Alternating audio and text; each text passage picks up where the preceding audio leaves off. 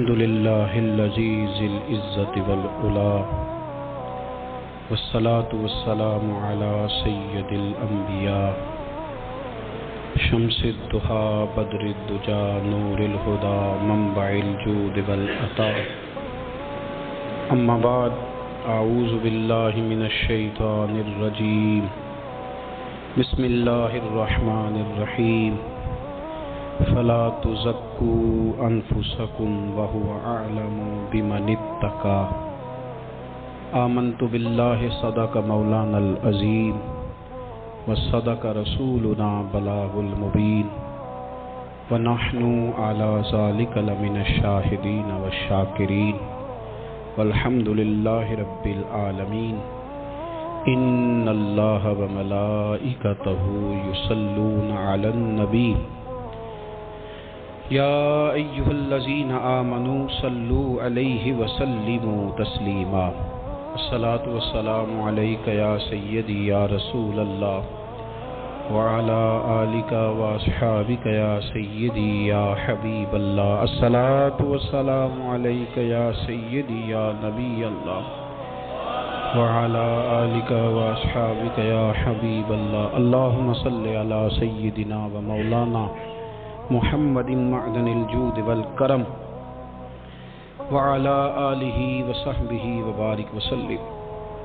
حمد و صلات کے بعد ہمارا سلسلہ گفتگو راہ عمل کے نام سے آج عمل کے جن رستوں پر چلنا ایک بندہ مومن کو اور طریقت کے تصوف کے معرفت کے رستے پر چلنے والے جن لوگوں کے لیے جن چیزوں کی ضرورت ہوتی ہے اور جو چیزیں انسان کی روحانی ترقی کو روک دیتی، جو دنیاوی طور پر مالی طور پر اسے مضبوط کر دیتی ہیں لیکن عملی طور پر اسے کمزور کر دیتی ہیں، ان چیزوں میں سے ایک چیز پر ہم بات کریں گے۔ انسان کا یہ مزاج ہے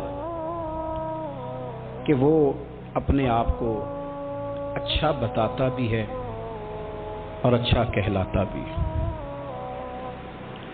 روز بروز اس کے اندر یہ خواہش بڑھتی چلی جاتی ہے کہ لوگ مجھے اچھا کہیں، اچھا جانیں، میری تعریف ہو، خود پسندی میں مبتلا ہوتا جاتا ہے۔ کوئی شخص اگر بطور اصلاح بھی اس پر تنقید کر دے تو اس کو وہ بھی چیز پسند نہیں ہوتی، اور بہت ساری جگہوں سے بہت سارے معاملات سے وہ اس لیے بھی رک جاتا ہے کہ وہاں چیزیں اس کی مرضی کے مطابق نہیں چل رہی۔ قرآن مجید نے انسان کی اس کمزوری کا ذکر کیا ہے اور سورہ نجم کے اندر ارشاد فرمایا کہ فلا تزکوا انفسکم، فرمایا اپنے آپ کو ستھرا بنا کر پیش نہ کرو، وَهُوَ أَعْلَمُ بِمَنِ اتَّقَى، اللہ خوب جانتا ہے تم میں سے پرہیزگار کون ہے۔ یہ قرآن مجید ہے، ان دو لفظوں میں وضاحت کر دی، تم نہ اپنے آپ کو پیش کرو۔ ہمارے ہاں ہر آدمی کا مزاج ہے، ہم اپنی خدمات بتاتے ہیں، اپنی خدمات گنواتے ہیں، اپنا تعارف کراتے ہیں، اپنے منہ سے اپنا آپ بتاتے ہیں۔ اس کا نقصان یہ ہوتا ہے، کمزوری یہ واقعہ ہوتی ہے کہ انسان اخلاقی طور پر اور روحانی طور پر کمزور ہو جاتا ہے۔ اس آدمی نے 5 سال کسی ادارے میں پڑھا لیا، وہ بھی بتا رہا ہے جی الحمدللہ 5 سال سے قرآن پاک پڑھا رہا ہوں۔ کس کو بتا رہے ہو؟ اگر تو اللہ کی رضا کے لیے یہ کام کیا تو پھر بتانے کی کیا ضرورت ہے؟ اللہ کریم تو جانتا ہے۔ میں نے وہاں 10 سال نوکری کی، دین کی، تو بتا کس کو رہے ہو؟ کس کو آپ یہ بات بتلا رہے ہو؟ یہاں تو اپنا بتانے کا اتنا عجیب ذوق پیدا ہوا ہے کہ اپنے والد کو حج کرا کے لوگ دنیا کو بتا رہے ہوتے ہیں کہ میں نے اپنے ابا کو حج کرایا۔ بھئی ابا آپ کے تھے تو آپ نے حج کرانا تھا، کسی اور نے تھوڑی کرانا تھا۔ والد آپ کے تھے تو آپ کو ہی کرانا تھا۔ میں نے جی بہنوں کی شادی کی تو بہنیں کس کی تھی؟ میں نے بھائی کے ساتھ مدد کری تو بھائی کس کا تھا؟ میں نے جی اپنے استاد کی بڑی خدمت کی، ان سے پیار کیا تو بھئی استاد بھی تو آپ کے تھے نا۔ کہتا جی میں نے الحمدللہ اپنے مرشد کے آستانے پر میں نے اپنے شیخ کے آستانے پر نوکری کی اور میں نے کہا تجھے غلطی لگ گئی ہے.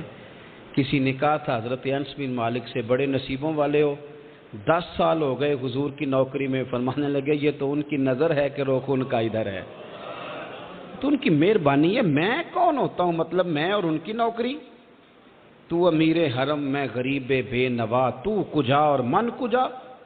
اپنا بتانا, اپنا آپ دکھانا, اپنے آپ کو ظاہر کرنا, اپنی تعریف پسند کرنا, مجھے مانو, مجھے کہو, مجھے گنو, میں خوبصورت زیادہ ہوں, میں پڑھا لکھا زیادہ ہوں. کچھ کو یہ بھی مسئلہ ہوتا ہے کہ میں سینئر زیادہ ہوں. بھئی آپ کیا بات کر رہے ہیں؟ یہ اللہ فرماتے ہیں تو اپنے آپ کو بنا کے پیش. دیکھیں نا کیسے خوبصورت لفظ ہے, فَلَا تُزَكُّوا أَنفُسَكُمْ, اپنے آپ کو ستھرا بنا کے پیش نہ کر. وَهُوَ أَعْلَمُ بِمَنِ اتَّقَىٰ, وہ خوب جانتا ہے تم میں سے متقی کون ہے. اسے بڑے بھولے بھالے, بڑے اللہ والے, ریاض آپ کو بس ہم ہی جانتے ہیں, یہ تو ہمیں پتہ ہے.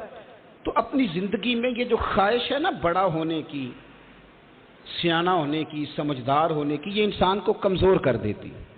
ہم تعارف ہی بڑا کراتے ہیں, ہمارا تعارف بہت زیادہ ہے, ہمارا ذکر بہت زیادہ ہے, ہم بہت بڑے ہیں, ہمیں مانو, ہمیں گنو, ہمیں شمار کرو, ہماری خدمات کو تسلیم کرو.